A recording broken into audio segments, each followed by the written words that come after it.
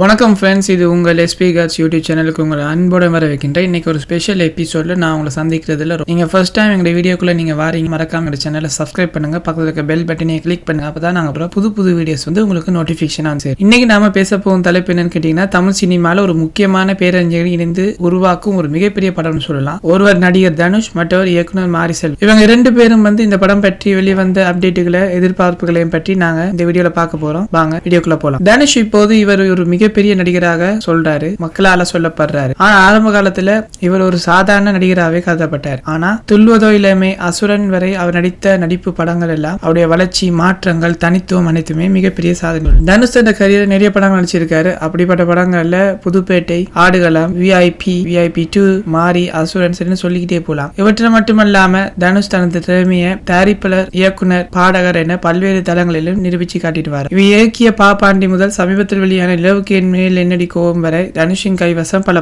படங்கள் இருக்கு, படைப்புகள் இருக்குன்னு சொல்லப்படும். மாரி செல்வராஜ் இயக்கிய திரைப்படங்கள் அனைத்தும் சோசியல் மீடியால சமூக பிரச்சனைகளையும் வெளிக்கொண்டு பரியேறும் பெருமாள், கர்ணன், மாமன்னன் சொல்லிட்டு போலாம். இவரது படங்கள் பார்வையாளருக்கு ஒரு உணர்வு பூர்வமான அனுபவத்தை வழங்குது. ஒவ்வொரு கதையும் ஒரு சமூக சிந்தனையை கிளப்பும் விதமாக தான் இருக்கு. தனுஷ் மற்றும் மாரி செல்வராஜ் முன்னர் இணைந்து கர்ணன் திரைப்படத்தில் வேலை செஞ்சாங்க. அந்த படம் ரசிகர்களிடையே பெரும் வரவேற்பும் பெற்று. இப்போ ரீசெண்டா 56 படத்தையும் பற்றி தனுஷுக்கு அனௌன்ஸ் பண்ணிருக்காங்க. தனுஷால் அனௌன்ஸ் பண்ணப்பட்டிருக்கு. தனுஷின் 56வது படம் மாரி செல்வராஜ் இயக்கத்தில் உருவாக இருக்கு. இது ஒரு சரித்திர கதையாக இருக்க போகுதுன்னு சொல்றாங்க. இந்த படம் ஒரு பெரிய பட்ஜெட்டில் உருவாகுது. தயாரிப்பாளர் ஸ்ரீ கி கணேசன் சொல்றாங்க, இசை AR ரஹ்மான். ஏற்கனவே இந்த படத்திற்கான ஆரம்ப வேலைகள் தொடங்கி இருக்கதாகவும் அதிகாரப்பூர்வ அறிவிப்பு நிறையில் புதிய இன்ஃபர்மேஷன் அறிவிப்பு விரைவில் வெளியாகும் என தகவல் வந்திருக்கு. தனுஷ் மற்றும் மாரி செல்வராஜ் கூட்டணி ஏற்கனவே ஒரு மாஸ்டர் ஹிட் கொடுத்தவங்க என்பதால இந்த புதிய படத்தின் எதிர்பார்ப்பு மிகவும் ஹைப்பை கிளப்பியிருக்குன்னு சொல்லலாம். இப்ப ரீசெண்டா தயாரிப்பாளர் ஒரு இன்டர்வியூல, அதாவது ஸ்ரீ கி கணேசன் சொல்றேன், ஒரு சமீபத்தில் பேட்டியில மாரி செல்வராஜ், தனுஷ், AR ரஹ்மான் கூட்டணியில ஒரு மாஸ் படம் வரப்போகுது.